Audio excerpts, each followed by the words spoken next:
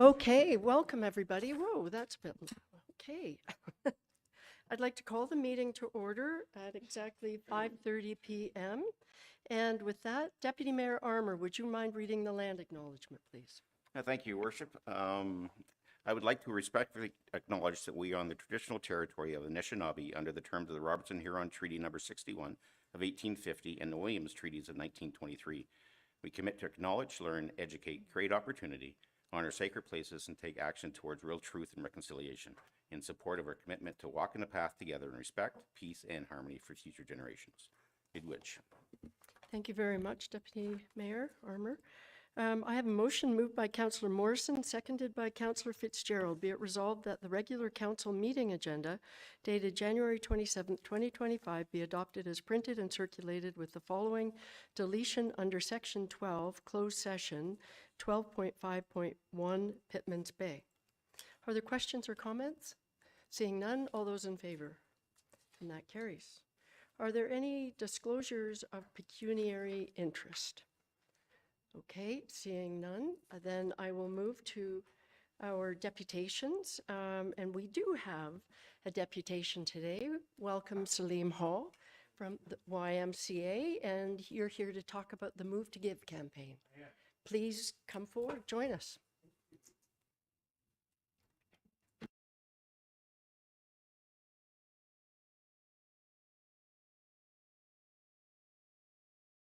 Like that? Is that better? Can everyone hear me okay? Wonderful. So first of all, thanks for having me on behalf of your local YMCA. I want to be respectful of time because I'm reading there's a 156-page agenda you have on tap tonight. So I'll brevity is important. But I mean, I can sit here and just say the YMCA is hosting our annual Move to Give campaign on April 8th to raise money for our ESL classes, English as a second language. And that would be it. But allow me to read a quote as I go through this book. And I'm not going to read you the whole book, but the quote is, "The limits of my language are the limits of my world." The limits of my language are the limits of my world. See, we're not just raising for ESL as a second language. We're raising money to support those who are new to our community, new to our tribe. As I read this book, and I recommend it to everyone, Our Tribal Future, for those who are coming from across the province, of which they do, from those who are coming from across the country, which they have, and for those who are coming from around the world to make Huntsville their home, to join our tribe. So it's not just funds we're raising for a class. It's raising money to be inclusive. How do we embrace those who are new to our Huntsville tribe as being active members of our society? And our ESL course, it may boggle your mind, but we actually have to fundraise for this every year. We get people from across the world trying to create a better life for themselves, for their children.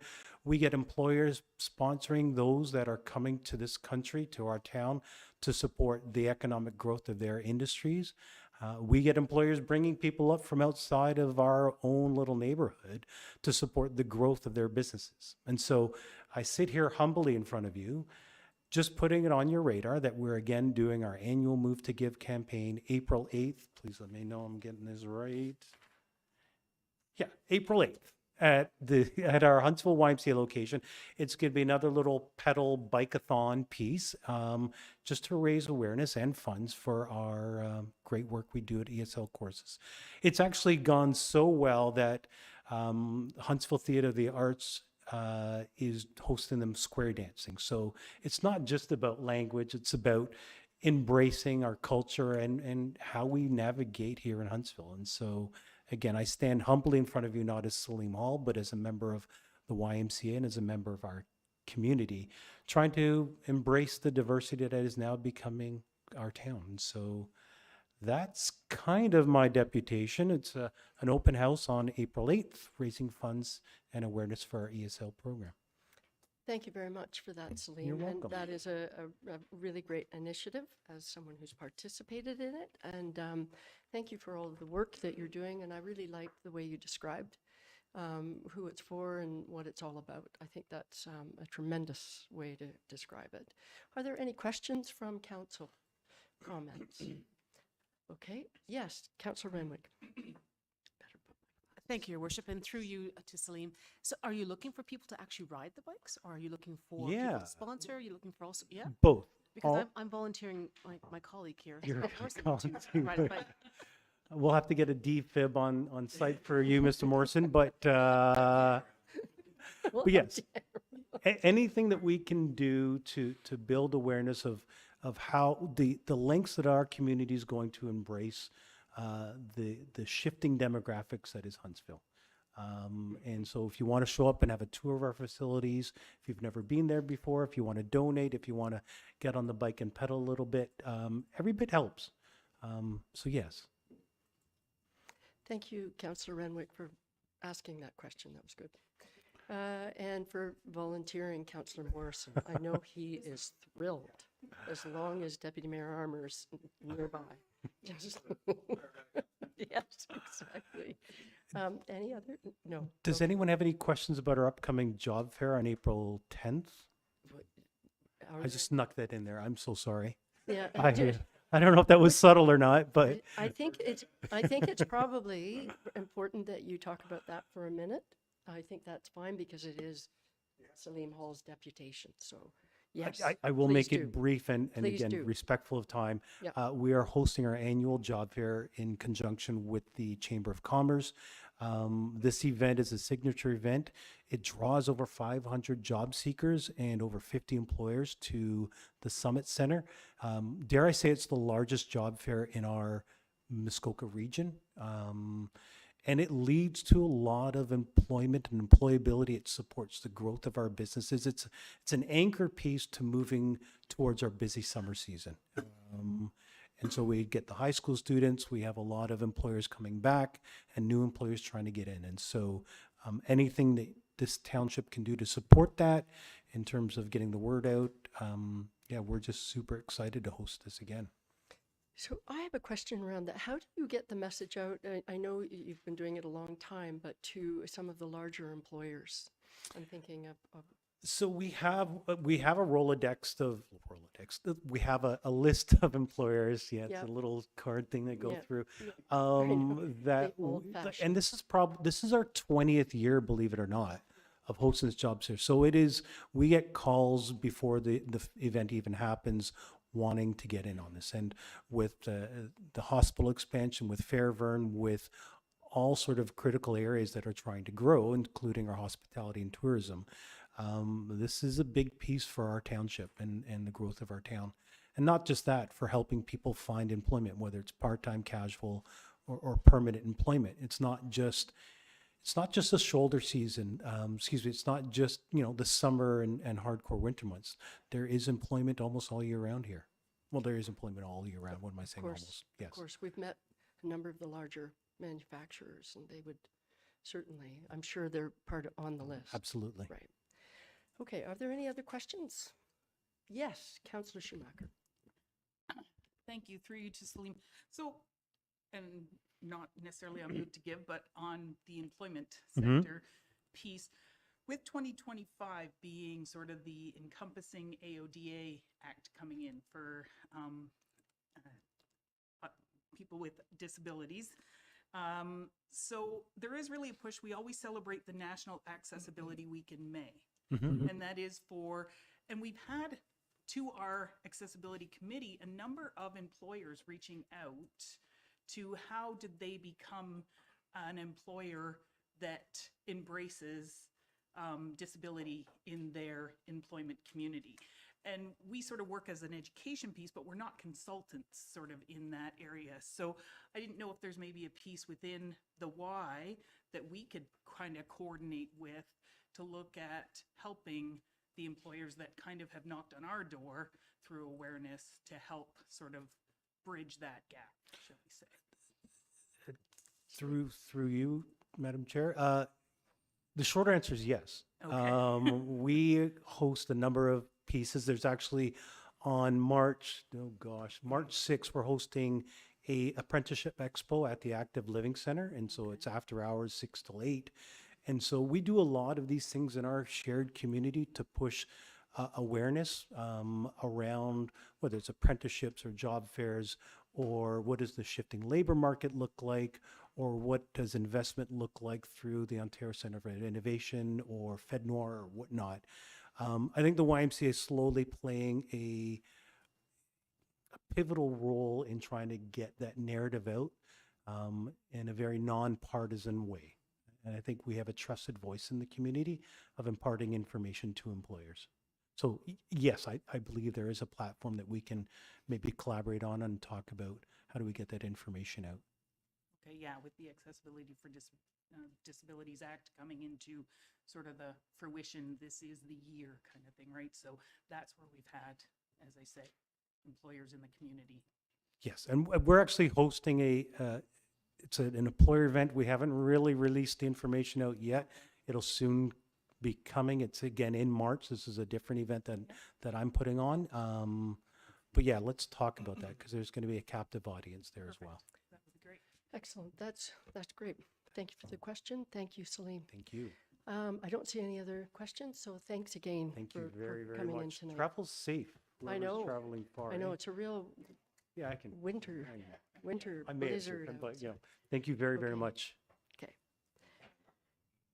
All right, so moving along to minutes. I have a motion moved by Councillor Schumacher, seconded by Councillor Stone. Be it resolved that the following council meeting minutes be adopted as printed and circulated. Regular meeting, December 9th, 2024. Planning meeting, December 4th, 2024. And planning meeting, January 15th, 2025.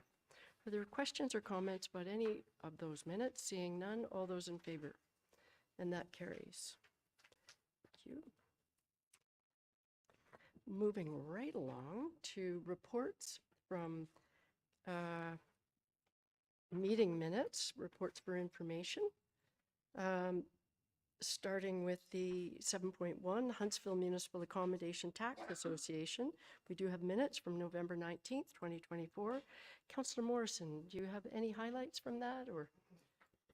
Yeah, not a lot. It was a small agenda, so we had a Zoom meeting. The only thing of substance was the one JIB financial investments that we have, and they're making some significant changes. Director McKenzie will at some point be updating us on those, but our investments are still doing really well. That's it.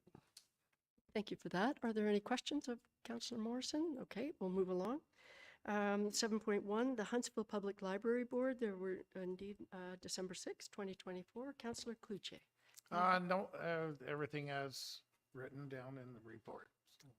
Thank you for that. I don't see any questions, so we'll move along to the Downtown Huntsville BIA and Councillor Renwick. Any comments on the December 12th meeting? Thank you, Your Worship. No, the minutes are there. They're pretty self-explanatory.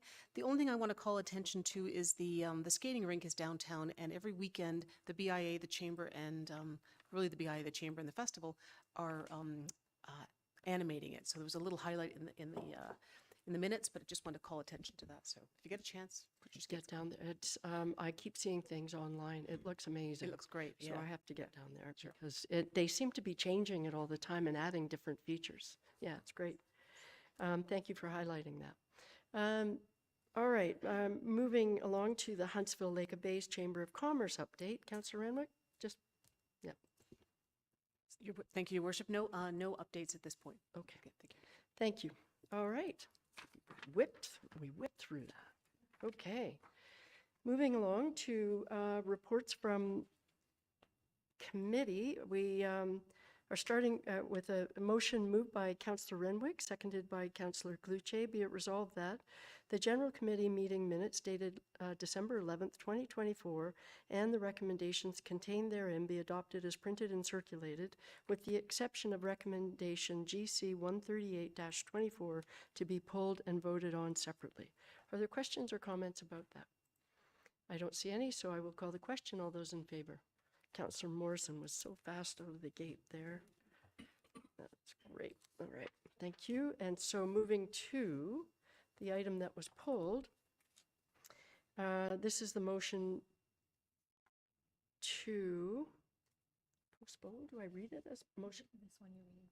Okay. I have a motion moved by Councillor Morrison, seconded by Councillor Renwick, whereas Committee approved the Unity Square project concept and the location and directed staff to work with Councillor Morrison in Renwick, Muskoka Pride, Hope Arises Project Inc., and the Huntsville Royal Canadian Legion on a design concept. And whereas a conceptual design for Unity Circle has been developed, now therefore be it resolved that Council approve the installation of the Unity Circle design, and further that staff be directed to accept donations for the Unity Circle project and any costs associated with the installation be funded through community donations. So that's what we dealt with at General Committee. And we do have another motion that I'm going to read, and then, anyway.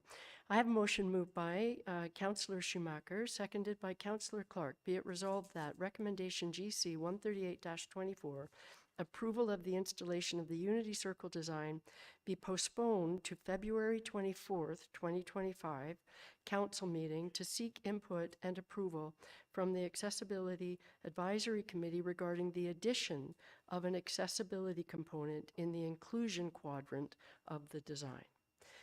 Councillor Schumacher, would you like to highlight this? Yeah, we had kind of at that general committee discussion, it had been brought forward from, because members of the accessibility committee had reached out to me prior when they saw it on the agenda to discuss their inclusion in that circle. We had decided at that meeting that that would be great, and we were bringing it to January's meeting. In discussion with the clerks, we realized we didn't technically follow suit at the general committee to make a motion that it come to accessibility, because it isn't one of the normal purviews of what is normally directed to come to accessibility. So we're putting the motion forward so that it can meet that and come to accessibility tomorrow.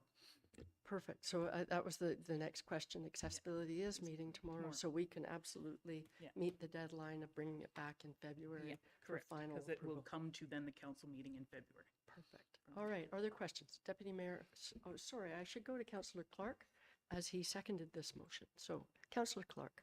Well, thanks, Mayor Alcock. I'd actually like to ask to be removed as a seconder from that motion.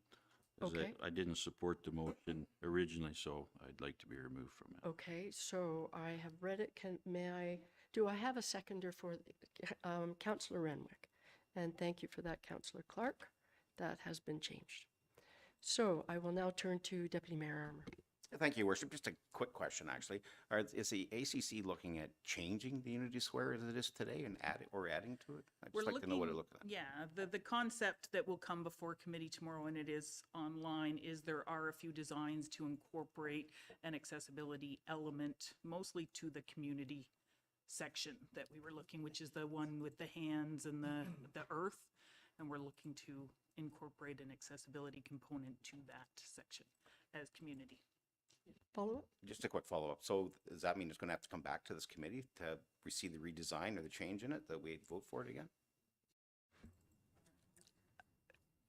Councillor Schumacher? I you- believe it just, if it passes at accessibility, it comes to the council meeting on the 24th. Yeah. As just, you As- guys can, see it. And if there's any questions, I mean, I think it's just, it'll get approved because it'll be part of the accessibility minutes then for February. Am I Right, correct in that? right, and Yeah. that would make sense. If it is Yeah. part of the minutes, we'd see Yeah, just the like the discussion accessibility and the. meeting is today for adoption Right. that we had in December. Yep. It will then come. So you'll get to look at it. If you have any questions, you can pull it and we can discuss it, but you'll be able to see the concept, correct, Tanya? I think our clerk is weighing in. Thank you, Mayor Alcock. So the counselor is correct, the meeting minutes will come, but the actual design is being postponed tonight and will come back as a whole, all four quadrants for council to accept the design or provide further comment. Perfect. And again, reiterating the thought that it goes in the quadrant that was meant for a number of possible community organizations, whatever. And so this fits within that quadrant. Makes sense to me. Councillor Fitzgerald. Thank you, Your Worship. Just a clerical error. You read that as GC 183-24? Just for the clerk's reference. It's actually written 138, so It's 188 in the motion from December 11th. it's actually 138 according to the clerk. Okay. And so I don't know, Councillor Fitzgerald, if you, Okay, the agenda, apparently the agenda is wrong, so you, anyhow, I That's- just want to you're make sure paying it a has no lot of effect attention. moving forward. That's all. kudos to Councillor Fitzgerald for sure. That's pretty good. All right, so is there any more discussion about this motion? Okay, seeing none, everybody remembers what it is? Okay, I am going to call the question. All those in favor? Thank you. All those opposed? That carries. All right. And now I have a motion moved by Councillor Clark, seconded by Councillor Schumacher. Be it resolved that the Accessibility Advisory Committee meeting minutes for December 17th, 2024, and the recommendations contained therein be adopted as printed and circulated. Questions or comments about those? Seeing none, all those in favor? And that carries.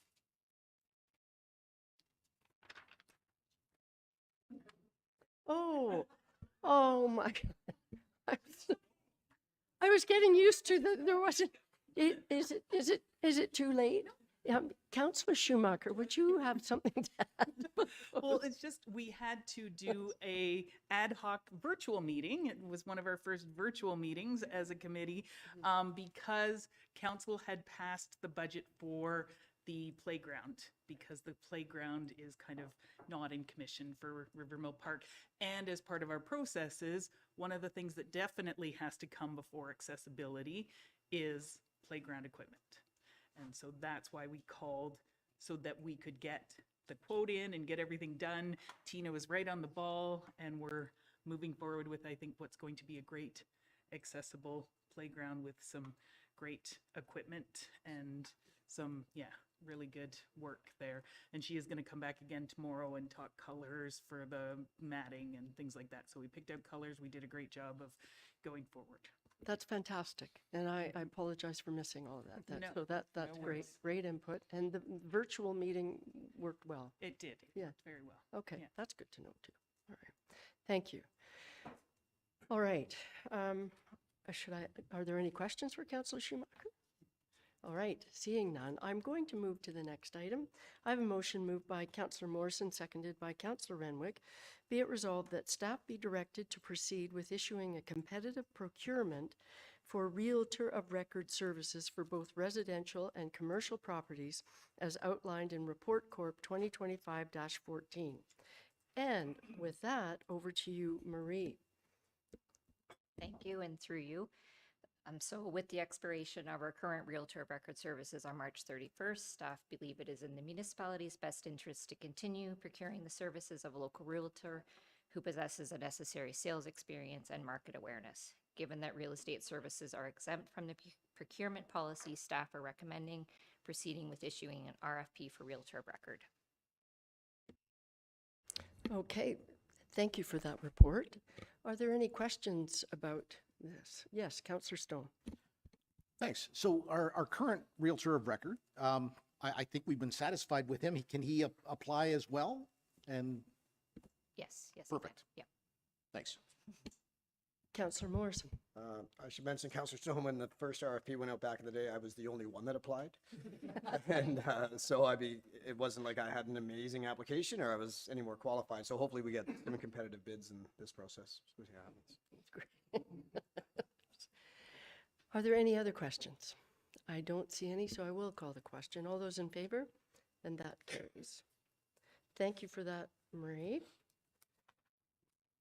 All right, moving to our second report. It has been moved by Councillor Stone, seconded by Councillor Fitzgerald, whereas Council directed staff to engage legal services to assist with the development of a letter of intent with associated conditions to be addressed prior to the transfer of the land to the Muskoka Community Land Trust, and report back on the framework of the land donation letter of intent and any required agreements.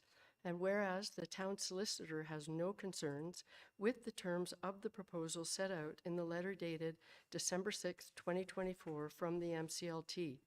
Now therefore be it resolved that Council agrees with the terms as set out in Attachment 1 to Report Development 2025-7 in principle, and further that staff be directed to continue working with MCLT to address the conditions and terms as set out in Attachment 1 and report back.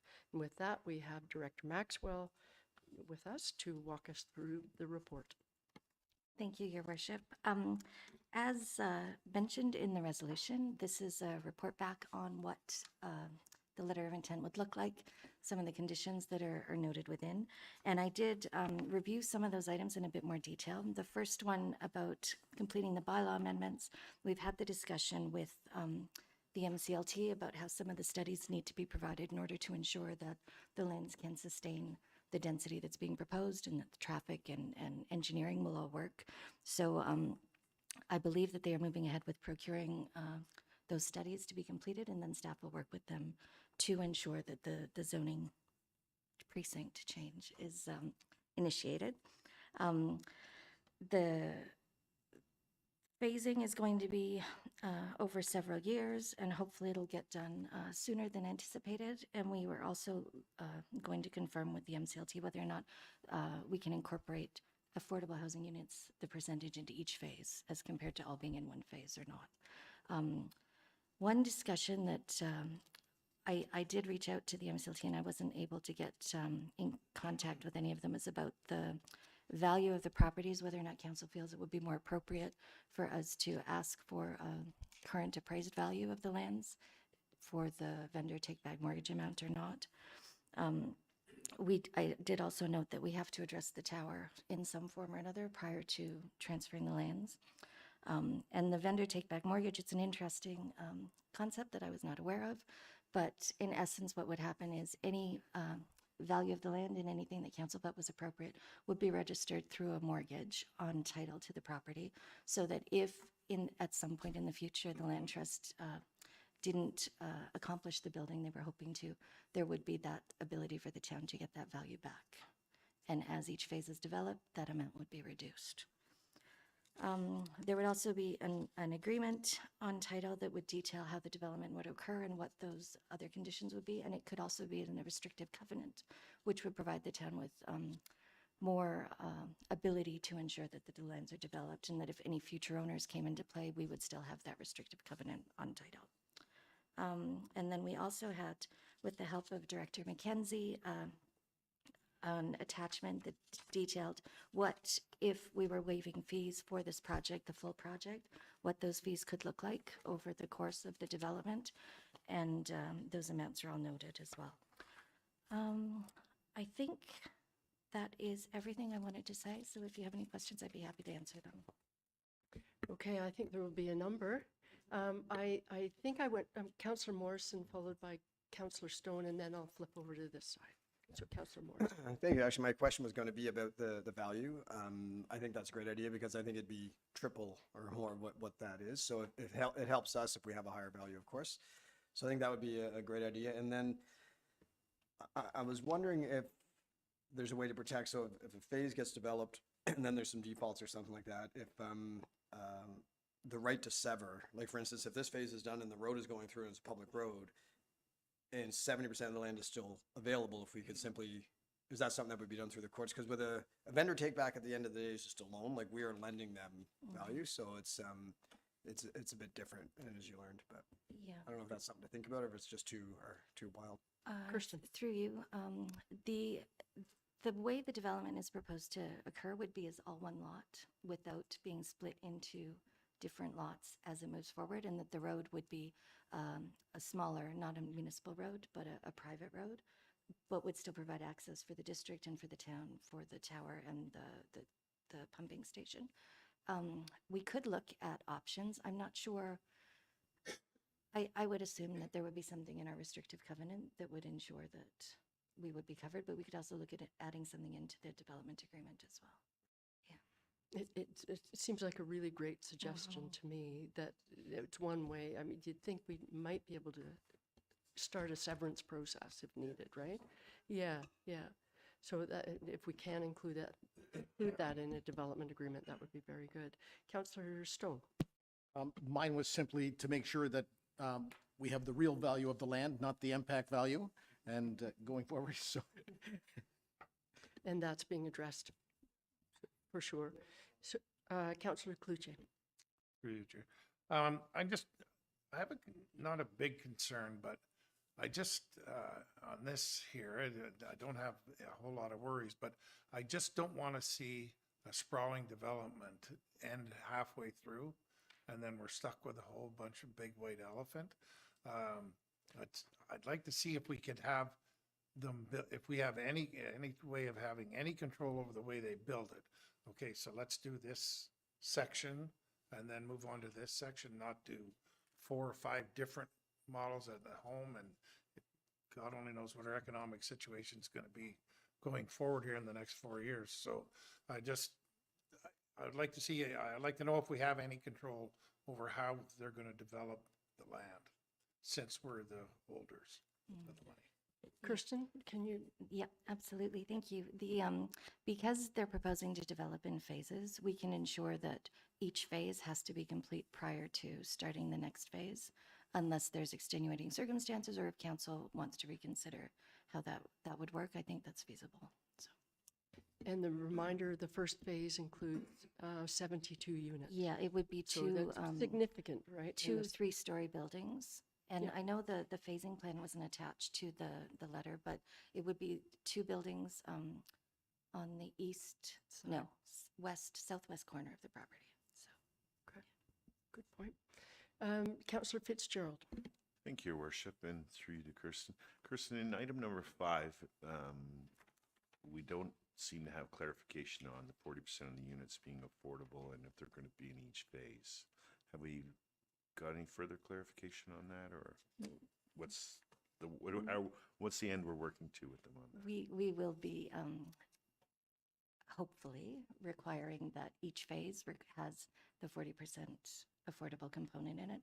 I know that through informal discussions with the MCLT, they are looking to do something along those lines. It just wasn't written that way in the letter of intent. So. Yeah, it seems to be, to follow up, and just to comment, critical in the phasing and in the development. The needs are going to change for those units, but I think it has a greater effect if it's phased out. I the length totally, of the project. totally agree with you. And as I recall, I think that, when they refer to 40% of affordable, that it's deeply affordable. And so the remaining 60% is low-end market rent, right? I think that's their aim. Yeah. So it's very affordable, that 40%, but I completely agree with you around the phasing. Well, hopefully that's the case. Yeah, no, and you're following up on that. Yes. Perfect. Deputy Mayor Armour. Thank you, Worship. Through you, I'm just wondering, have we done any pricing yet on the tower aspect of it? If we're going to move it or change it, or what's going to go on there? Is there any ballpark numbers on that? To my knowledge, there hasn't been anything done from that perspective, as we are doing the geotechnical work first. Just a quick follow-up. So if it ends up being cost prohibitive, we can just retain that piece of land. It's not going to affect them at all? The way that the development is laid out in their plan, we would have to look at relocating the tower so that it was self-supporting. The guy wires cut through quite a substantial portion of the property. It was mentioned that perhaps the first phase, it would be feasible to move ahead without any work being done with the tower, but I'm not sure if that's something that could work or not. So.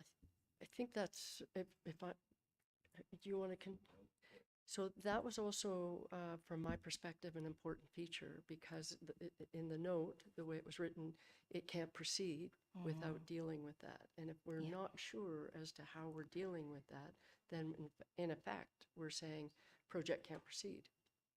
So that's a bit disconcerting.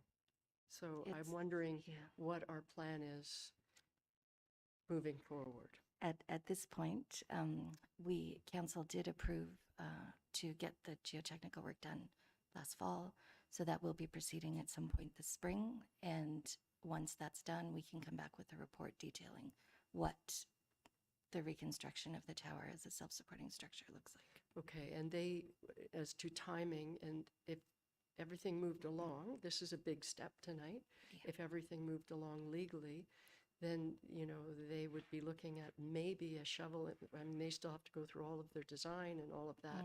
So probably not a shovel in the ground till late this year if we're lucky. It honestly, yeah, I wouldn't be able to predict Right. how long that could take. Okay, and I'm guessing so. All right, so it's all a lot of moving parts, and we just have to keep moving. All right, I don't see any other questions about the motion. I don't think I need to reread it, so I'm going to call the question. All those in favor? And that carries all the way around. Thank you very much for that, Director Maxwell.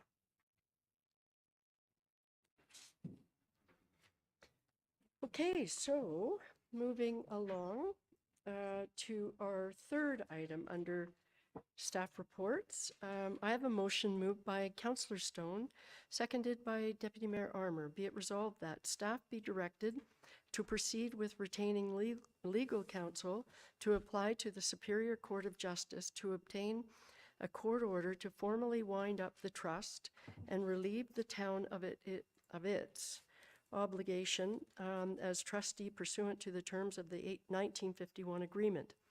And further that action regarding the development of the policy and youth consultation be placed on hold until such time as this process is finalized. And further that the mayor and the clerk be authorized to execute all documents necessary to register the court order on title to the property.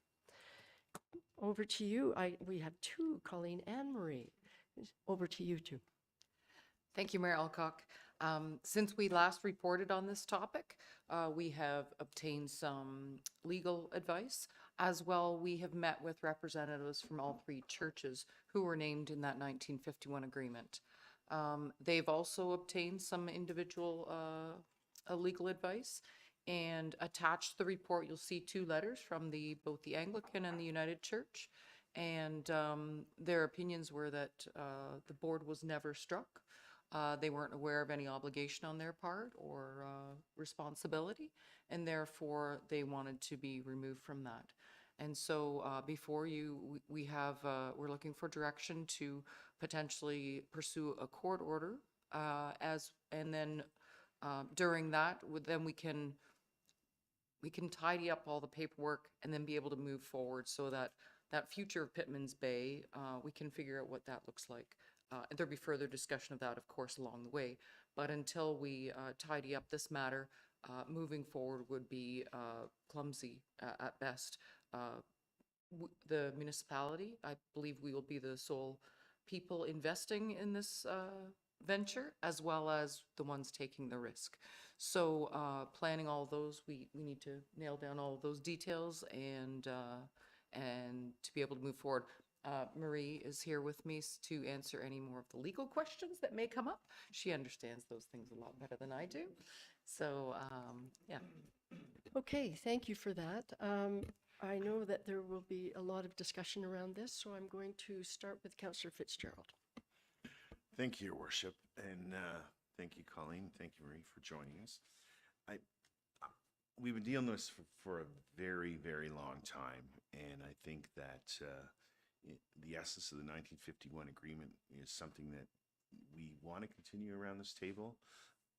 As you noted, it's pretty cumbersome to deal with all the entities involved, and there's no clear, real ownership on it. The municipality's been looking after the property and administering all the care and repairs and everything on the property. So I understand we want to move in that direction. I guess the legal recommendations, when they got printed on paper and became public knowledge, it would cause people for concern. I see 50 acres could be sold, could be sold, could be sold. And I don't think, from my point of view, as someone who has used the property and all my neighbors and constituents have encountered the property and enjoyed the property, I don't think it's something that we ever considered around this table. But for some reason it's out there.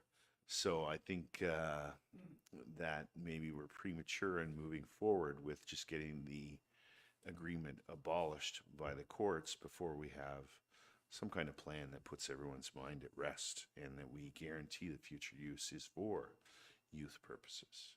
And, you know, as late as this morning at 10 o'clock, we 10 years later, we're still having a conversation, and here we are again. So I think when the legalities get into it and it comes to light that we can possibly do those things, although never our intention, and it would never be my intention as long as I represent that as part of my ward. I think we're a little premature. I would like to see it at some point brought back to us with some procurement agreements, you know, how we move forward with the agreements we make with these youth groups, how we put the covenant in this court order when it does happen, because it needs to happen to remove the agreement, how that looks to use it for youth groups in perpetuity, because that's what it was gifted for. So I think we need to continue with that in the best interest of the community. I may have more to say after there's more discussion around the table, but yeah, I feel very strongly that this property should never be sold, and we should honor the agreement that it is for our youth. So, Okay, thank you for that. Thank you for that. So I'm sure there will be more conversation. I think, as I understand what you're saying, that it's clearly we have been dealing with this for a very long time, and I think that there is general intention around the table to move on Pittman's Bay. But given the way this is my interpretation of what you said, that before we go forward and ask the court to relinquish the church's involvement, that it's very clear as to how we will protect the intent that they believe they have with respect to youth services at Pittman's Bay in perpetuity. So it would be important to know how that will happen, and before, and which would speak to a lot of the comments we've heard. That I think what I read, there's a lot of faith in this council that that's the intent. But if you go and you sever it, this agreement, at this point, we don't have anything before us that ensures that that service will be there in perpetuity. So did I get that correctly, Councillor Fitzgerald? Not verbatim, but the thought and the is there. Okay. Yeah. You nailed it. Okay. So, Councillor Morrison. Yeah, I share Councillor Fitzgerald's concerns and the public's concerns. I mean, the good news is, if I want the public to know the amount of work that's gone into this already and the consultation, the meeting at not Partners Hall, the Active Living Center, there was a ton of feedback that you ran that meeting and we heard it. My thoughts are, knowing that the churches want out of the agreement and knowing that we want to at some point move forward, I don't want to slow staff down with the process. Is there a way that we can work and develop something in conjunction with them going through their work so that we can still keep moving forward? Because the longer we wait, the longer it's going to be before we can get youth on the property. And that's what we all want, right? So just want to keep it going while also protecting the covenant. If I may turn to Colleen or Marie, if we were to move it forward, is there a way we can add a clause that says that we need wording, or whatever the method is, that will tell all of us how we ensure that that covenant is provided? Yes, and through you, we can add a statutory declaration to the court order when we obtain it from the court that would specify the exact use for the property, that it's intended to be used for youth programming purposes only. You could probably put a timeline on it, or in perpetuity. That can be done. And then the court order does get registered on title, so it would be with the lands. And that would permanently. absolutely ensure that it would be in perpetuity, and that's the wish of council. Yes. Yep. Well, that's interesting. Okay. All right. I think I'm going to Councillor Clark, and then Councillor Renwick, and then Councillor Stone. Okay, so Clark. Thanks, Mayor Alcock. Thanks, Colleen, for the report. So I just wanted to, our legal counsel stated in the report that you had provided that the withdrawal of the churches and Scouts Canada, that the town still remains a trustee for Pittman's Bay. So that's a very important point. So I guess my question is, what are the real benefits to winding up the trust? as opposed to keeping the status quo. If it's council's intent to preserve the property for youth purposes, which I believe it is, then I'd like a clear answer as to why that's the best option. Whatever is done, we want to ensure that the changes that are made won't have unintended consequences down the road. And I'm concerned that this could be the case here, where we're trying to make changes and there's unintended consequences. If we continue to be the trustee, which we are at this point, things remain the same. And we honor the original intent of the agreement from 1951. The land was donated with specific guidelines that were to be followed and honored.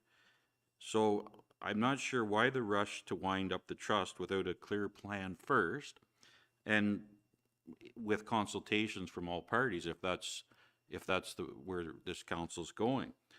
And the other thing is, I don't understand why we can't just remain a trustee and remove the churches as trustees. And that's a list of great comments. Would you like to respond to that, Colleen? Through you, Mayor Alcock. So the thinking was that just making it more streamlined for making decisions, and so that we can move forward in a way that serves the community's purposes, keeping with the intent of youth programming, youth recreation. All of that, it could be difficult if people have different visions. And if the municipality is set out to offer programming that's inclusive and accessible to everyone, they're the ones that will be investing the funds. They're the ones taking all the risk. If you start having other partners that are some willing, some unwilling, it can be very muddy in the water. So we were just trying to set up a very straightforward way to approach the potential future programming. Follow up, Councillor Clark. Yeah, thanks, Mayor Alcock. I believe that the trustee situation covers us now. I mean, basically, we are operating it, we are maintaining it, we are looking after it, and we have been doing all that for many years under the trustee situation that we're talking about now. So I really struggle with the idea of why we need to go down this whole road of disbanding the trusteeship. I don't really think it makes a lot of sense to me. And to follow up on that, before I go to the next councillor, it is interesting because the church representatives have said, and included in the report, they're standing out of the way. So the only interest I've heard, and I attended one of the meetings, was that they all concur that it should service youth in perpetuity. That's what their most important issue was, and their letters have said, and will stand out of the way. So there is something, in my mind, I support certainly what Councillor Clark has just said. So I think I am going to Councillor Renwick next. Thank you, Your Worship, and through you, I would agree with Councillor Clark wholeheartedly in the fact, and he almost took the words out of my mouth, about that we are the trustee of the property. And in my mind, I would think that if we are the trustee and there are these other entities that are also interested in perhaps doing programming, and you're saying making it more streamlined, if we're still the ones that are the trustee, then it would be no different than having an MOU with a group that would want to use the park or use the space. And we have MOUs all the time. So I think to keep it, like I agree, I think to keep it simpler, do we really want to go down that route of, going through the Supreme Court to do this when we already have the ability to have MOUs or have agreements with other groups? So I would agree with what Councillor Clark said. The other thing, if I may just quickly say, whatever we do, and I think if we keep it within the trustee of the town, then future councils at that point wouldn't have the opportunity to change a bylaw or change something to sell it or to do something with it, perhaps that we as a council are not in agreement with. So I feel very strongly that I never want to see that property sold ever. And I think the majority of people, I don't know, but around this table agree. But that's not to say that in 4 years or 8 years that another council might say, hey, that's 50 acres that we can make some money on. So I don't want to put words in their mouth, but I think the way we are right now, and we keep it as a trust, we can continue on. So just a few points. Okay, thank you for that. And next, I'm going to Councillor Stone. Thanks very much. I agree with Councillor Morrison that I don't want to slow it down too much, but I also agree that the intent of this gift was for youth purposes and environmental stewardship. I would like to see it used by more of our citizens broadly, but perhaps we could pause this till next month and have some wording in the motion to come back to be all-encompassing, that we intend to wind up the trust so that we can then implement this policy going forward. Okay. I'm going to go back to what Councillor Clark was saying, and maybe this is part of the discussion. I don't see the two being mutually exclusive. I think we can have staff work on what a process looks like for the activities, what Pittman's Bay will be in the future. And I'm not sure, and maybe I'm not understanding it, but I think this is what Councillor Clark was saying, that I don't know why we have to go the route of severing. Going to court, correct me if I'm wrong, that's a very long process. It could be, from a timing perspective, a very long time. So in a way, if you're going down that route and you're stopping the other, if you don't need to go down that route, and you can continue to work on what does procurement process, what's a request for expression of interest, all of those things, you can still be moving in that direction. That's my interpretation, and if I'm wrong, anybody should jump in. So, councillors, Just a quick follow-up, if I could, these other partners that we've been working with, the Boy Scouts and the churches, they want out. So this lets them get out. Not all of them. Again, I'll go back to the one meeting I attended, and the expression was, and I know they've had letters subsequent to that, saying we're not even part of this thing.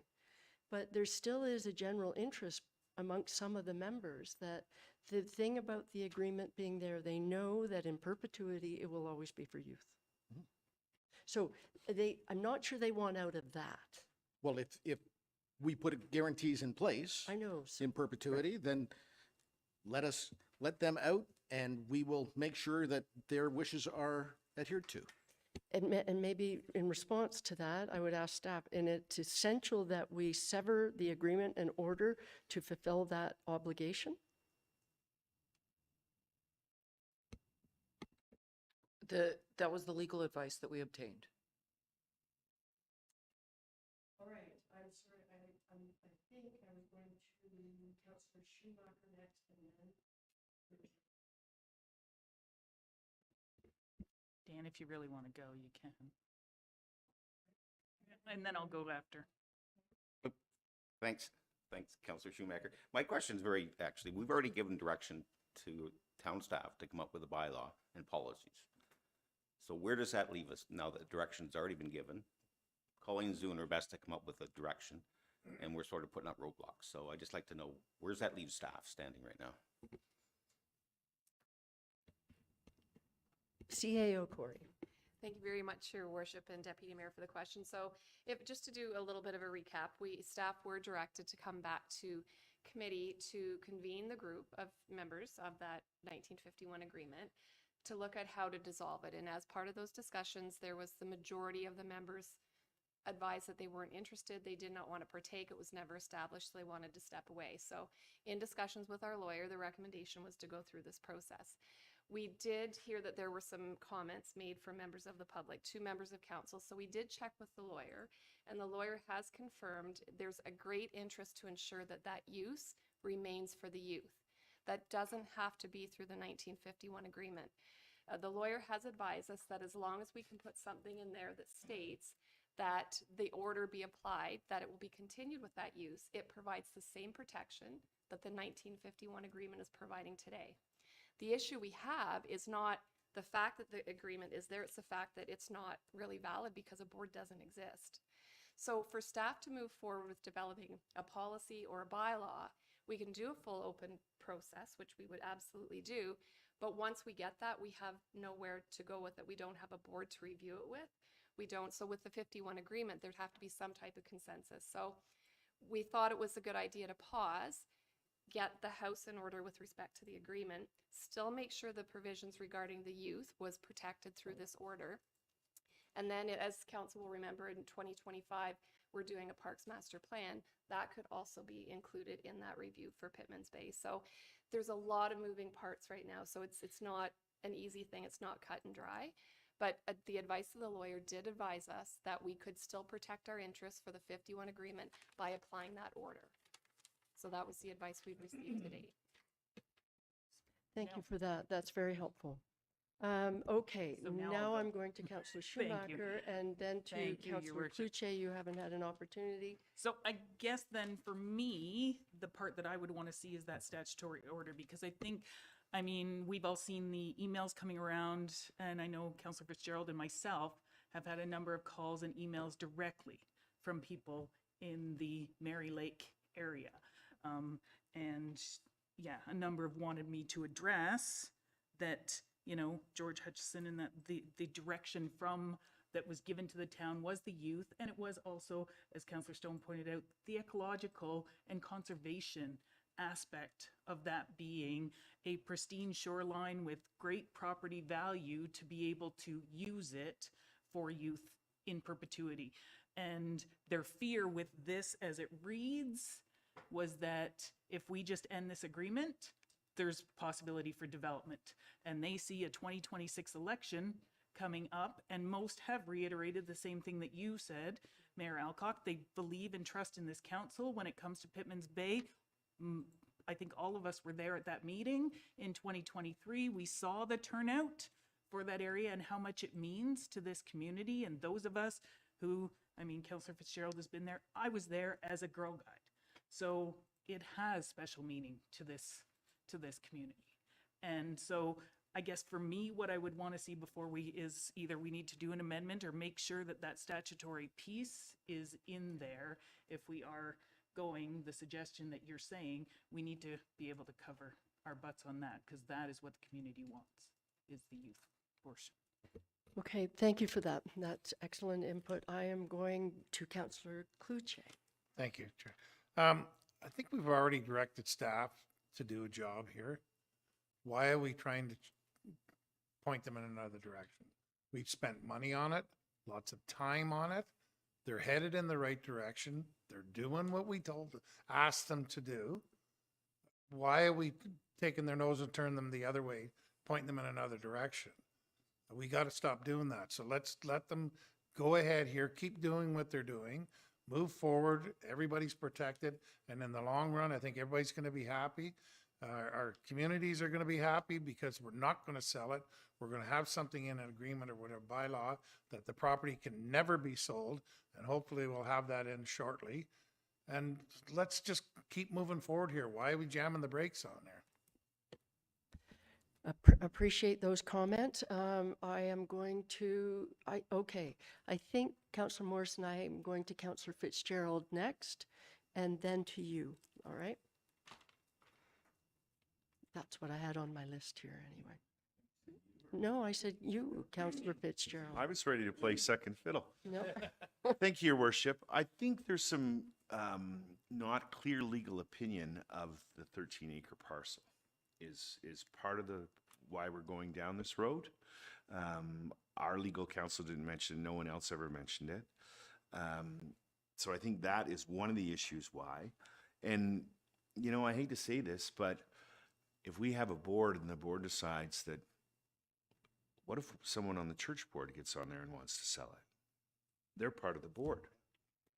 And, you know, I'm not sure the health of the churches we're dealing with, but every month we're taking over a cemetery or they're coming to ask permission to sell a church. So are we being a good trustee if we leave that back door open?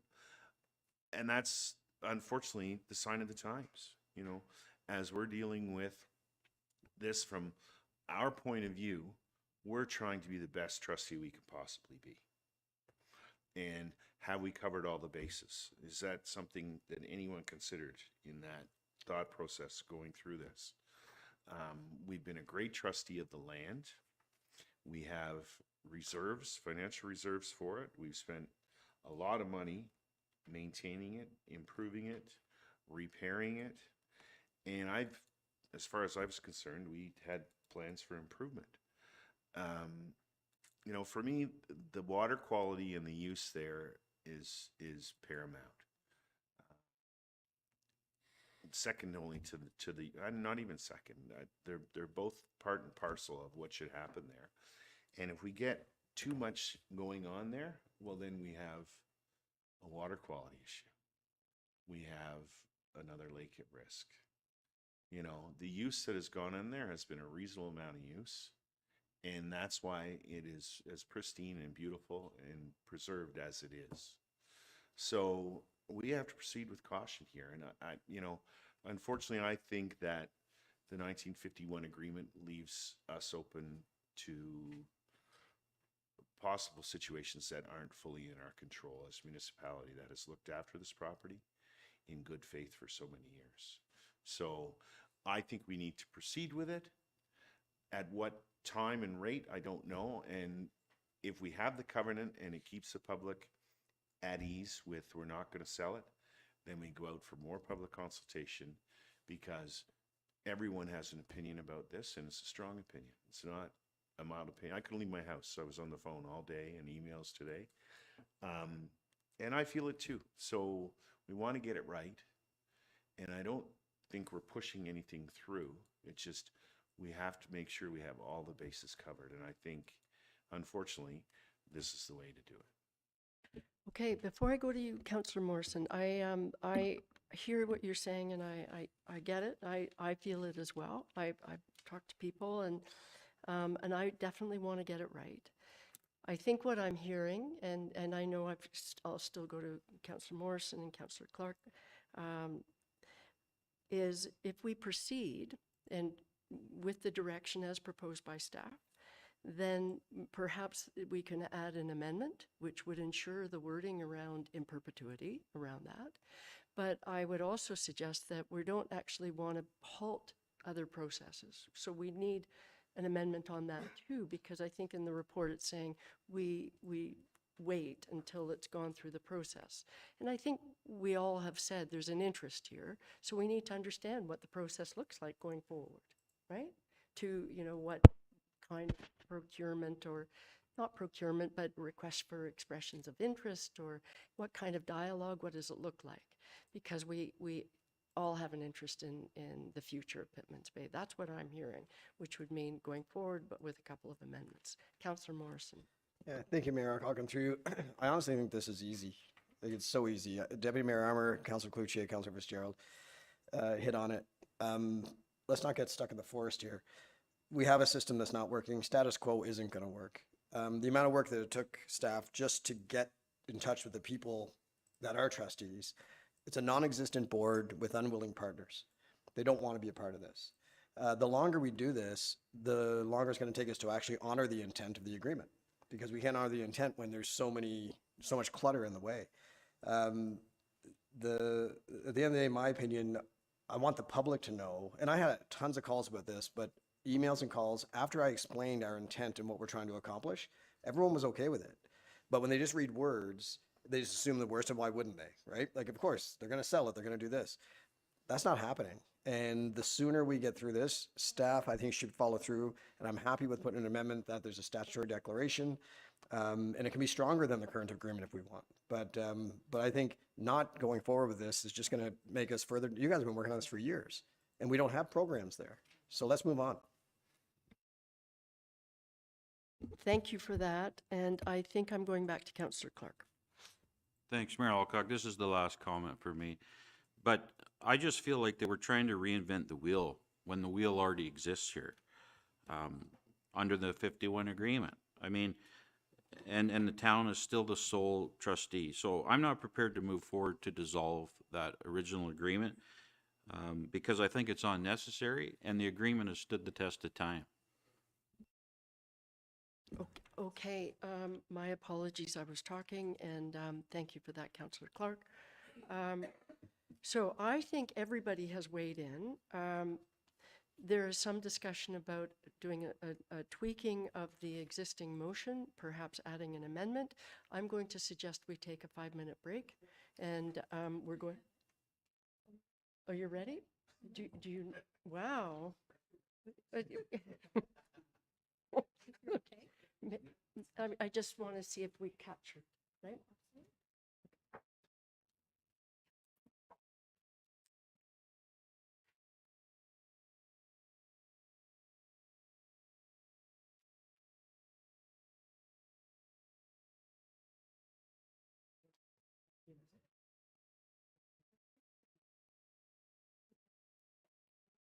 Okay, all right, she's checking, no, that, let's leave it, and then hear that, that's it, that's what, and then staff will know that they can continue to work on it. Okay, our clerk had it. Oh, sure, sure. Okay, we don't need the 5-minute break because our clerk had it. So would you mind putting it on the screen, please? Thank you. And I guess I need a mover and I have Councillor Morrison who would like to second this. You can't second and move it at the same time. I know you'd like to, but you know, Councillor Morrison moves and Councillor Cloutier seconds.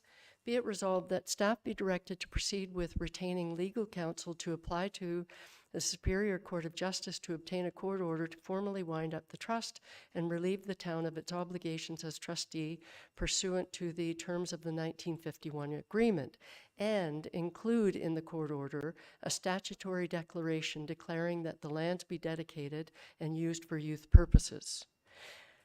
And then we remove the second paragraph, which the second paragraph, as a reminder, was further action regarding the development of the policy and youth consultation be placed on hold until such time as this process is finalized. So the intent of the amendment is to delete that so it's not put on hold, and that further that the mayor and clerk be authorized to execute all the documents necessary to register the court order and title to the property. Comments? The mover, Councillor Morrison. Yeah, I like this a lot. I just like to add a bit of teeth to it. I like the words in perpetuity added at the end. And I don't know, maybe our clerk could answer if this is appropriate in this motion, but something in the motion to say that council gives direction that any development planned will be done with extensive consultation with stakeholder groups. So the public knows, and they can hear it tonight, that we will not be doing anything without consultation of our public. There'd be a fulsome. If that can go in there somehow, yeah, or if you think it's needed, I don't know. Totally agree. I actually on the perpetuity as well. CAO Corey. Thank you, Worship. I going out in a bit of a limb here because I'm going by memory and sometimes that's not so good thing. But I do believe when we asked legal counsel in the past about perpetuity, there was something about a 50 years maximum limit. So I can't speak to it for sure. I just recall that being an issue. And Marie, I don't know if you recall that or not. Marie, would you I like to? recall something about 50 years as well. That he So, said you could so put if you something say in perpetuity, it is 50 years. So just to be clear. But it's 50 years. And again, I'm not 100% sure, Your Worship, without having legal counsel here, but. All right. So we've heard from Councillor Morrison and Councillor Fitzgerald. I'm sure that there are legalese ways around that of perpetuity and a 50-year renewable in perpetuity or 50-year in renewal. I'm confident that Marie can handle that with our legal team. That she'll come back with something substantive that we can agree on. Okay. So you're comfortable with the wording as proposed without perpetuity? yeah. Okay. Deputy Mayor Armour. Thank you, Worship. I just wanted to comment that I'm just glad that this council's dealing with this. And I think we need to move ahead on it, because if it's gone a year, 2 years down the road, you may have a new people sitting around this table and they may have a totally different attitude. So we need to lock it down now, and this is our opportunity. Agreed. Councillor Schumacher. Could we add commitment to youth and conservation of the lands? Or do we need to talk about the environmental impacts?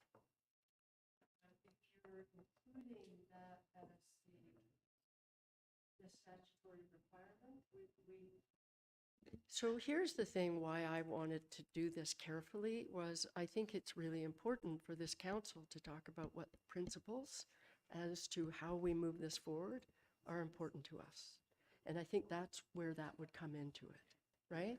So I think what's important in the perpetuity or whatever is the one that we all know, which is Forever for Youth, right? So that's my reaction on that. That's sort of the original agreement? Yeah. Okay. Your worship, Yes, Councillor Fitzgerald. It's actually me. Marie, sorry, my apologies. Yep. So just to be clear, the wording in the statutory declaration will be approved by council. So like staff will have we'll have comments, but then I'll get final approval through you, just so then we are clear that everything's in there that needs to be in there before it gets. That's fantastic. registered. Thank you. Okay. That makes Councillor Stone very happy. Apparently very happy. So, Thanks. Councillor Fitzgerald. Thank you, Your Worship. My follow-up was just for some clarity on that 13-acre parcel where they didn't see any clear notice that the town was either the trustee or the owner in the wording of the report. That's my interpretation of it anyway, so. Colleen? Through you, Mayor Alcock, my understanding is that we are the owner. We are the owner, not the trustee? So we have two different Owner. parcels then? There are two different, there. My take on it is that, it should all be focused on, like, being used as one piece. But legally it's. I totally Yeah. agree. So in anything we've looked at over the past 10 years, that's the first that's come to light for me in reading that and interpreting that. So are there two separate lots, or are they joined together just because we're the pin, or are you pinned together when you're a trustee? There may be further issues that we need to investigate legally is what I'm suggesting. True, and this is where I'm going to come back to what I heard from Colleen when she did the report and said, it's messy. So we want to go forward and clean it up. And I think what we're ending up with, that will respond to what you're talking about, Councillor Fitzgerald. That if we move forward and clean it up, the messy bits, then we can look at it as the whole, and we will continue to move on with and do all of the things that we are very hopeful about. So that, I think that the messy part really was good. Does that kind of answer? Thank you, Worship. And thank you, Colleen, for all your hard work on this over the years. So Yeah, true. I think we've exhausted it. So did we adjust it again, or did we? No, we. I really think to incorporate Councillor Morrison's comments, we need to take a 5-minute break. We need, well, unless, well, the clerk don't- actually has already I don't believe incorporated. the clerk's finalized the comments. You cheat. Did you add something? No. No. Okay. We need to take a 5-minute break and sort this out. Okay. Okay, perfect.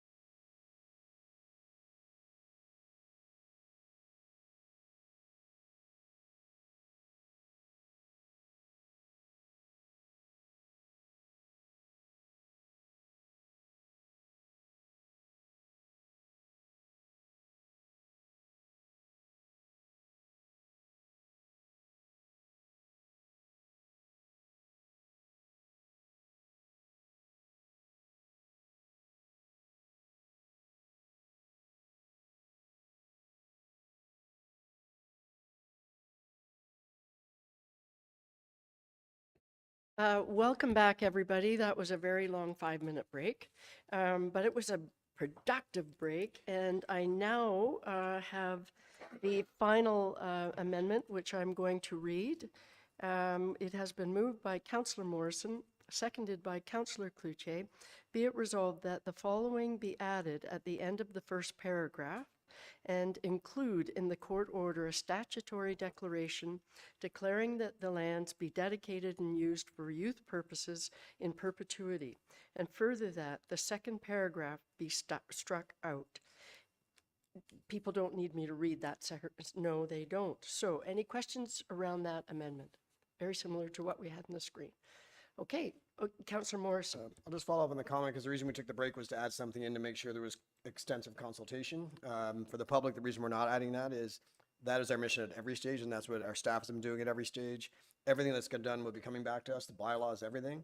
So there'll be nothing done without consultation. There'll be a lot of feedback, and we want your feedback.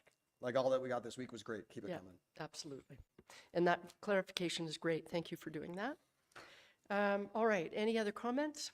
Seeing none, all those in favor? All those opposed? And that carries. Thank you, everybody, for a great discussion. And I now need, I won't read it, so all those in favor to the main motion as amended. And all those opposed. And that carries. Again, it was a productive conversation. All right, so moving right along, thank you both. Yeah. We are moving to our bylaws and agreements. So I have a motion moved by Councillor Cloutier, seconded by Councillor Clark. Be it resolved that bylaw numbers 2025-2 to 2025-10 inclusive be reported and passed this 27th day of January 25. Could I just, do you want me to read? I don't have to read all of the items because they are exactly as they were in our agenda package as it was online. Any comments or questions? All those in favor? And that carries. Thank you. Okay, moving to new business. We do have a motion.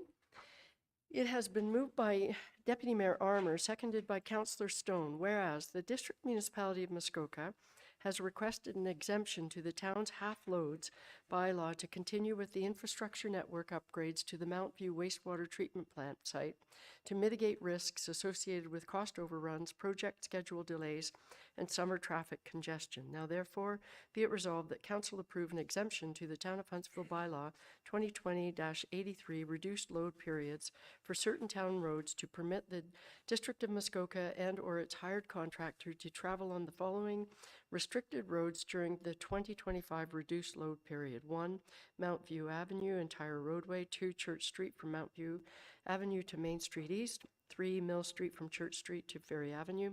4, Ferry Avenue from Mill Street to Main Street East, King William Street. And further that staff enter into a road maintenance agreement with the District of Muskoka to the satisfaction of the Director of Operations and to include the following provisions by the DOM. A, the performance of road maintenance and repairs pertaining to the asphalt condition of the affected roads during the 2025 half-load season, meeting the minimum maintenance standards at full expense to the DOM. And B, the framework of responsibilities for future road reconstruction should it be necessary following the completion of the half-load season at full expense to the District of Muskoka. We do have the Commissioner available virtually if there are any questions, but I will ask Deputy Mayor Armour if you would like to speak to this? It's pretty self-explanatory. Yeah, I agree with you. I think it explains it perfectly. And the reasons of summer coming, moving the traffic along, they're looking after all the responsibilities of damage to the road, and it just gets the infrastructure built quicker. So I think it's a great idea. But as Commissioner Steele is online, if somebody would like to speak to him. Perfect, thank you. Are there any questions? I don't see any, so I will call the question. All those in favor? And that carries all the way around. And so, thank you, Commissioner Steele, for being online. So we are moving to the second item under new business with respect to physician community supported incentive package. I think I just blurred that whole thing. I have a motion moved by Councillor Stone, seconded by Councillor Morrison, whereas Council approved a physician incentive program on May 27th, 2024 through Resolution 91-24, and whereas the physician incentive program includes financial and in-kind incentives to attract family physicians to Huntsville, and whereas the town of Huntsville through the physician recruitment program, has worked with multiple doctors regarding relocation to the community.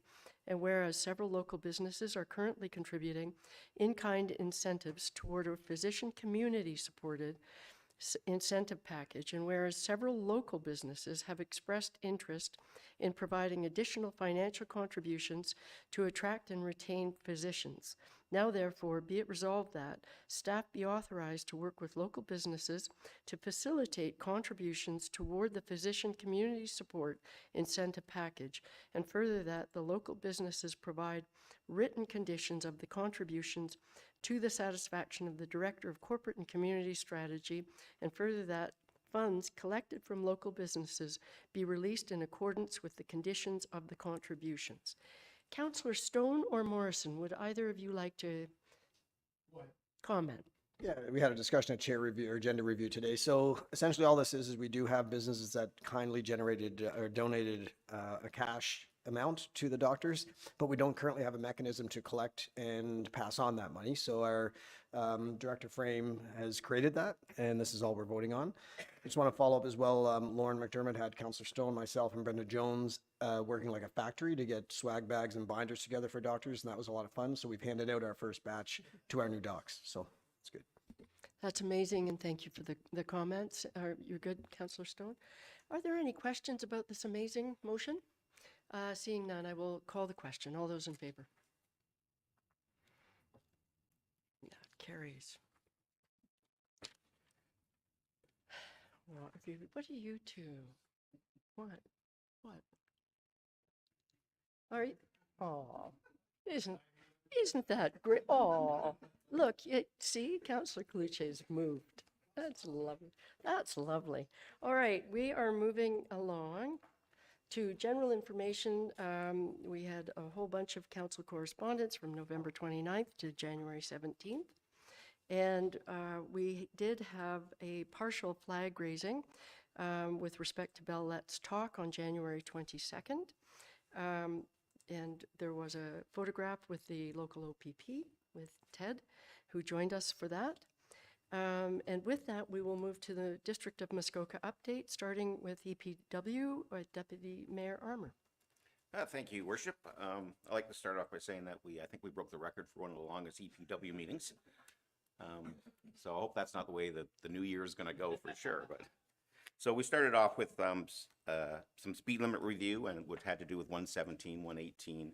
And we approved all of them except for the one on 117, which runs out to Bonnie Lake Road. So that's going to be done under review when they do the road review. We had an update on Roseware landfill site. The cell 4 was being commissioned. We had the clear bag program, just a talk about it coming forward in March. We had a lengthy discussion on the bin transition plan for more so for Georgian Bay area, Go Home Lake, Honey Harbor, etc. But after a long discussion for about an hour and a half, we stayed with the original motion and it was passed. Next thing on the bylaw with garbage, with waste pickup. It was a 1998 bylaw, so they're cleaning it up. It has to do with the garbage collection, not only in the rural areas, but also on our main streets. So it's going to be coming back again, but I voiced our opinion about garbage on our main street and the issues we're having with it, and asked them to review the tag program right now and possibly give the tags to the BIA or the tags to the business owners so that our garbage is picked up. It's nothing worse than on a Wednesday morning or on a Friday morning you see all this garbage sitting out there. So hopefully they've taken that back and considering it, and we'll bring back an amendment to the bylaws shortly. And that's my report. Thank you. Thank you for that. Councillor Schumacher, you have a question. Yes, the lovely Clear Bag program that's going to start in March. Are they going to go out and do in-services for people? Because I have had a lot of questions around, my pet bags inside the clear bag. How many of those am I allowed? Because it says only 2 privacy bags. And so some people are very unclear when it comes to, and I know there's the Waste Wizard app, but again, you have to know it's facial tissue and not Kleenex, and you have to be able to type in certain things. And there's a lot of, confusion and talk around this starting in March and what exactly it entails. I wonder if Commissioner Steele's still online. Is Commissioner Steele still there? Exactly. But I think just that- quickly, your pet waste has always been allowed in the garbage bags, so it will continue to be allowed in the clear bags. You're allowed 2 personal white oblique bags in with your personal, so with your garbage. I think it's going to be trial and error at the beginning. For the first 4 weeks, they're going to be going through. There's going to be lots of education coming out, and I think a key point you mentioned was the app. If you haven't downloaded the app yet, you should download it. It gives you all that information that you just asked for. So it's going to be trial and error, and Yeah, because I think the first time somebody gets like a little ticket, they might get frustrated, and you're going to find people throwing bags places that we don't want, right? So, yeah. hopefully the education is that good. doesn't happen. Yeah. And Mhm. I'd say they're going to monitor it very Yeah. closely and ensure that it works, because you don't want this to fail. I think your focus on education, I mean, what we're discovering is that the rollout of almost everything around waste and collection, that district is not necessarily rolling out swimmingly. So it requires more education, and I think that's what you were saying, right? Yeah. Councillor Fitzgerald, you had your hand up. Thank you, Your Worship. I think most people are embracing the clear bag because they know it's coming and they're going to try and do their, but a lot of responsible people in our community that do the right thing with their garbage and recycling. So we just want to get the numbers up. So, it's change. No one likes change, but here we are. We need to support it. I did watch that entire meeting and it was very long. And I don't know if I'll do it again. I will. I shouldn't say that. But it's interesting how the conversation goes around and everyone makes their point, but you had a healthy discussion in a roundabout way. Everyone got to say what they wanted to say, and the decision was still made the same before you had the discussion. So sometimes that's the way it goes, and it can be frustrating, but you did a good job, Deputy Mayor Armour, so thank you for that. So thanks, that Councillor. I'll pass that along to the Chair, Lorenz, too.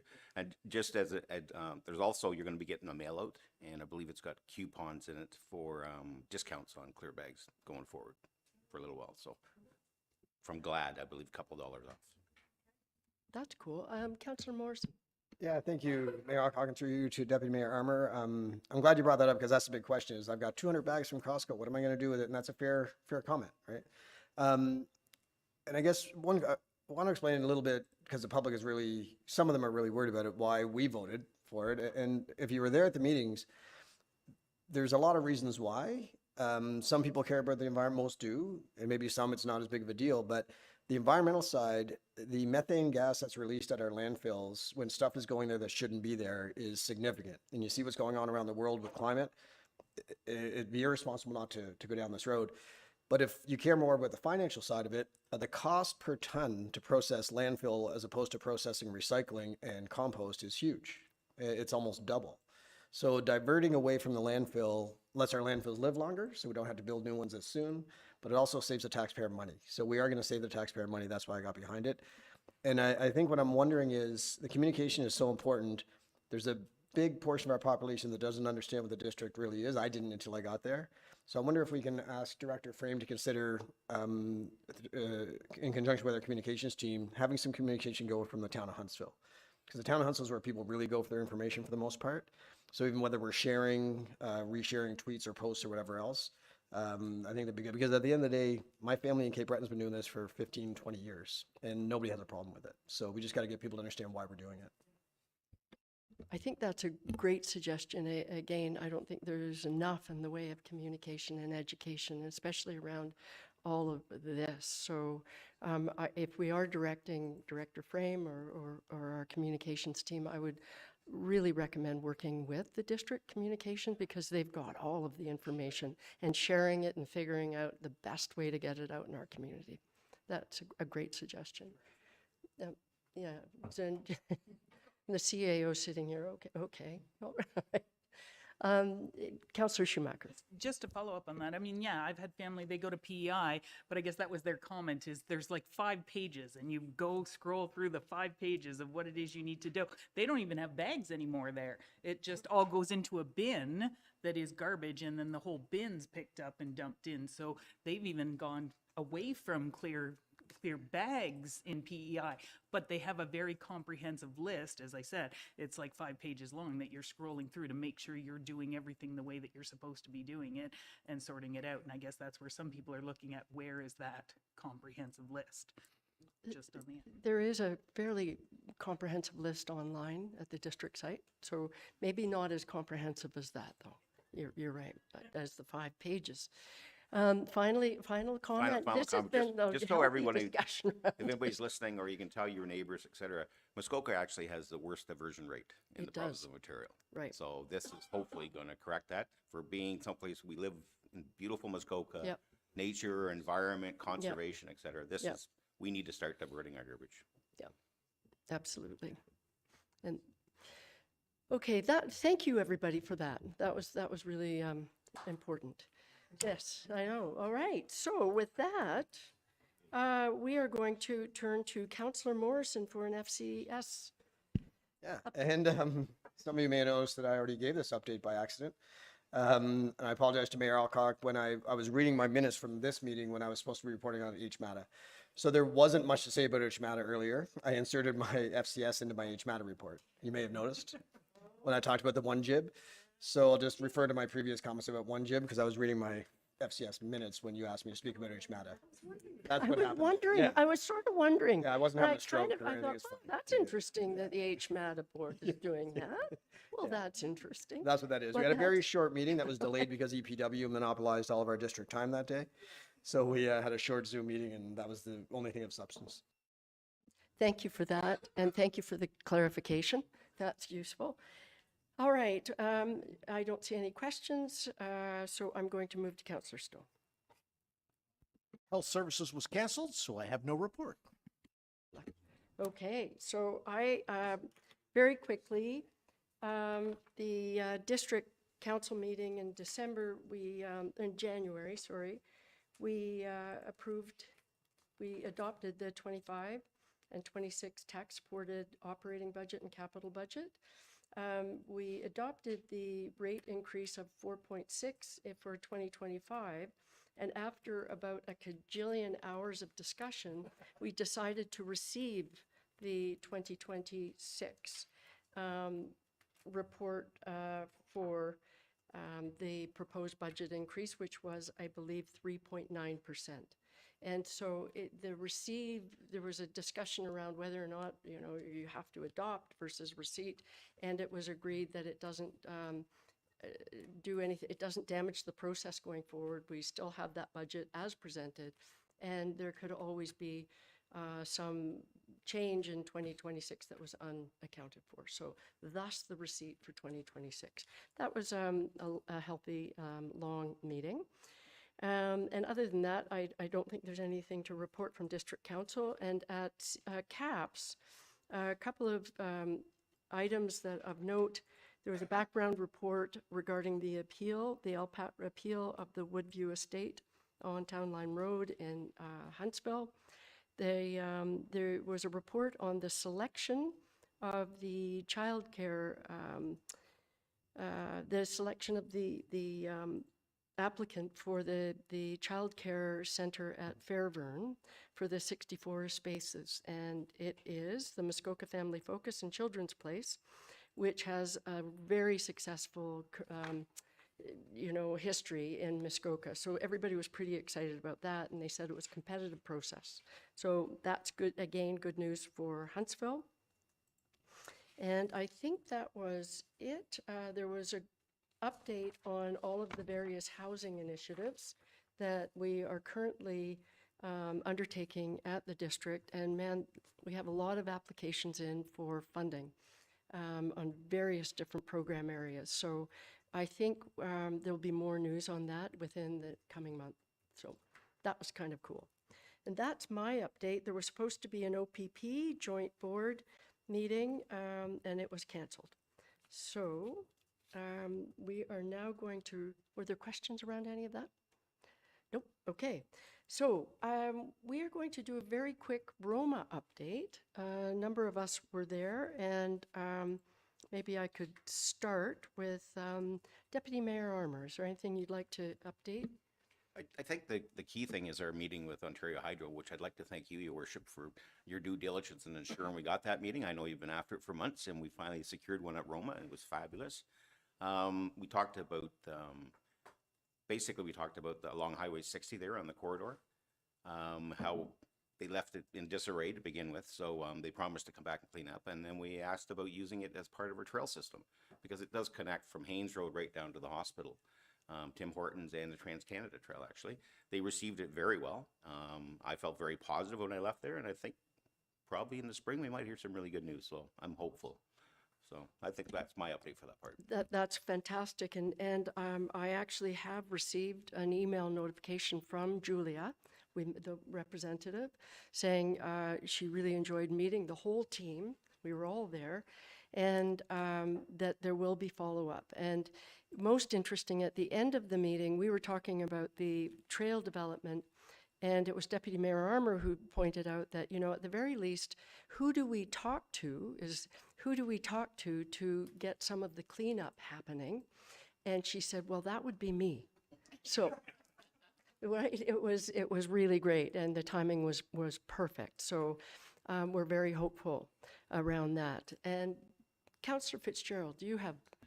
Yeah, thank you, Worship. Yeah, that was a great meeting, and it's nice to see that Hydra's being proactive out there in the community, that she's from a department that's 6 months new in community engagement, and she works with all divisions. So she, you know, forestry, I'll be in touch with them, and they should clean it up. It's not only unsightly, we discussed runoff water mitigation as well and drainage issues. So totally positive feeling coming out of that meeting. And again, thanks for setting it up, Your Worship. I think the biggest takeaway for me is always the personal contact you have there. And it's you're not always in touch with your counterparts. Then they could be as close as a half hour away or an hour away, and you find out something that is new or interesting or a pitfall you should stay away from. But I was talking with a friend, a counselor from French River, and you know, they got a seniors affordable home project from planning to move in 2 years. So they haven't closed yet and moved in, so it remains to be seen. But our CAO and I shared that information, and she's going to follow up with them if she hasn't already. So it's the little nuances like that where you're just having a social conversation. It's like, oh, guess what we did, and how did you do it? We're going to find out. You know, is there something we're missing? And, you know, helping people out in some of the pitfalls they may come in. I've talked to numerous people about short-term rental, and their municipality or township or someone is going to implement it. So there's so much information that's shared, but just the plenaries where you learn the lay of the land and what everyone's feeling, you know, it's thought-provoking. I go away thinking about more things as I lay my head down at night after being there. So it's a plus. That's all I can say. Thank you for that. And to setting up the hydro meeting, really the credit is due to our assistant, Brenda Jones, who works that phone just non-stop. And so she deserves all of the credit for that. So I attended a session, a delegation with Chair Lehman and the Housing Task Force Chair, Councillor Kelly, from Muskoka Lakes, and we met with the Minister, Paul Calandra, of Housing, and it was again, I think, very important because the timing is such that he had put out a recent funding application program for moving encampments into housing or finding solutions. And we happen to have a couple of applications in with respect to that. So it was nice to be able to throw that on the table. And I would say that the discussion was really very well received. And so again, back to the report at CAPS, there are a number of moving parts happening right now at with housing at the district, and I expect we might have some positive response in the near future. So that was kind of interesting. And the last thing I want to say, because it dovetails with another meeting I went to on the weekend.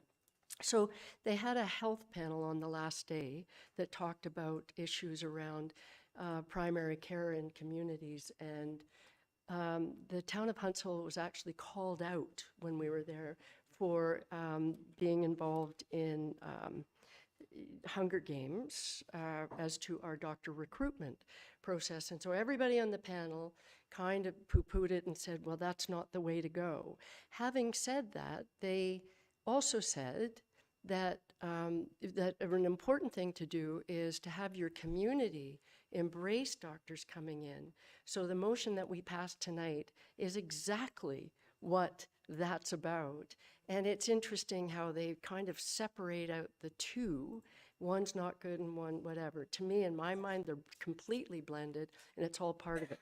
So where I wanted to round this up was I was at a Lake of Bays AGM, Lake Association AGM on the weekend, and the Muskoka Algonquin Healthcare did a presentation there, as did a few of us, and it was busy, packed room, and the questions they had of the healthcare were related to a number of questions around recruitment. So I got up and they wanted to know about what we were doing. And I, knowing what had just happened at Roma, I got up and said, I know that it's been contentious, but I went into the program and everybody in the room applauded. I heard from people after when I was leaving, and they said, we are so happy that you are doing what you are doing. And everybody in the room, it was quite neat, and I had to share that with this council. So thank you for everything you're doing on this. And it was nice to be able to say that everybody in our community, well, that happened at Roma, there's absolutely no doubt that 100% of the people in our community, whether they're businesses and everybody else, support the initiative. So it was cool. That's my update from Roma. And we are now moving to events and updates. It's underneath. Okay. Okay. Does anybody have it? Yes, Councillor Morrison. Yeah, actually, hot off the presses, I've been holding off on this information. Just got an email an hour ago that we can proudly announce that we are the host city, host town for the 2026 Ontario 55+ Winter Games. So we beat out Aurelia for that bid, and I have to thank the HMATA team, Torin and Kelly, who ran that whole bid process. I was hesitant at first at HMATA to support it until I found out Mike Malone was going to be running it. He's done so many of these, it's going to go really, really well. And then, as much as I fought it, I got voluntold that I'll be the chair of the games. So I'll be chairing the 55+ games, and we're currently already working on getting games organizing committee members, and I have people in mind that we're going to be reaching out to. So that's exciting. It's going to bring a ton of people to town. Midweek, February, it's going to be huge. So we're excited. Thank you for that. That is incredible. I think that's very exciting. Any other? Yes, Councillor Fitz. This is very important. It's related to seniors as well. The Lions Rink has been well tended to in Port Sydney. I can't tell you how many man hours are in there. We have people coming from Berks Falls, from Kearney, from Baysville. I'm meeting people from all over Muskoka and further to enjoy the rink. So if you haven't had the opportunity to get out there and enjoy it. Okay, thank you for that. I just, two quick items that came in today, two provincial announcements that I think are really important to highlight for our community, and that is the province announced a $110 million in primary care teams funding last February, and today we found out that our Annex Clinic, through the Algonquin Family Health Team, has received multi-year funding towards that, which will keep it alive for a very long time.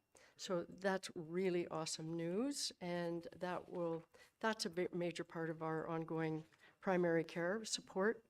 The other is that the province has announced that the Muskoka is now officially part of NOHFC programming, so the Ontario Heritage Fund Corporation, Northern Ontario Heritage Fund Corporation, as we are now back in, included in the northern part of the province. So huge for us, means we can apply for all kinds of grant funding that we were shut out of before.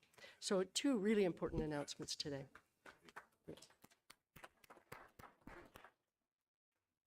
Okay, good stuff. And I now have a motion to move into close. So I have a motion moved by Councillor Morrison, seconded by Councillor Renwick. Be it resolved that the next portion of the meeting be closed to the public, commencing now at 7:23 p.m.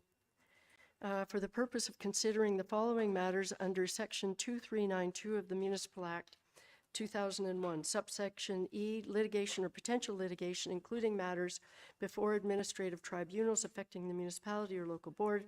12.2.1, confidential report development 2025-8, Town Line Development Holding Inc., OLT case number OLT 24001206.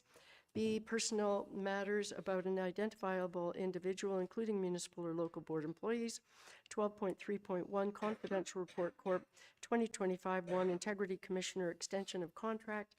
2, 12.3.2, Chief Administrative Officer, midterm performance review. Then B, personnel matters about an identifiable individual, including municipal or local board employees. F, advice that is subject to solicitor-client privilege, including communications necessary for that purpose. 12.4.1, confidential report HR 2025-1. All those in favor? And that carries. Thank you all.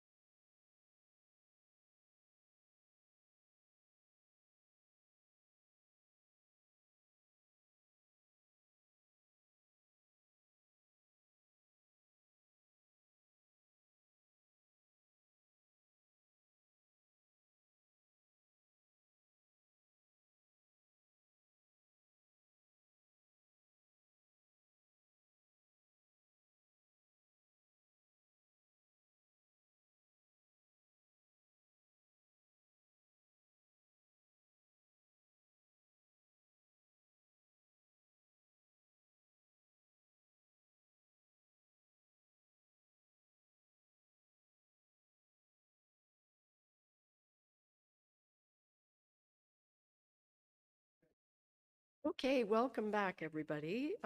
We do have a couple of motions arising out of our closed session, so I will go right into it. It has been moved by Councillor Stone, seconded by Councillor Schumacher. Be it resolved that the Ontario Land Tribunal be advised that the town of Huntsville will be participating in case number OLT-24-001206, and further that staff be authorized to engage legal counsel, and further that costs associated with this appeal be funded from the Reserve Ontario Land Tribunal.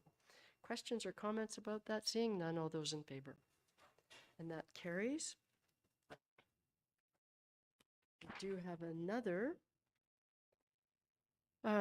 motion moved by Councillor Renwick, seconded by Councillor Morrison. Be it resolved that the mayor and clerk be authorized to execute an extension of the current agreement between the Corporation of the Town of Huntsville and Suzanne Craig for Integrity Commissioner Services for an additional 4 years, 25 to 29, as outlined in Confidential Report Corp 2025-1. All those in favor? And that carries all the way around. And we have another one moved by Councillor Renwick, seconded by Councillor Morrison. Be it resolved that the recommendation contained within Confidential Report HR 2025-1 be adopted. Questions or comments? Seeing none, all those in favor? And that carries all the way around. And we have a motion moved by Councillor Fitzgerald, seconded by Councillor Stone. Be it resolved that confirmation bylaw 2025-11 be received and passed this 27th day of January 2025. All those in favor? And that carries all the way around. And finally, we have a motion moved by Councillor Renwick, seconded by Councillor Cloutier. Be it resolved that we do now adjourn at 8:39 p.m. All those in favor? And that carries all the way around. Thank you, everybody, for a successful council meeting.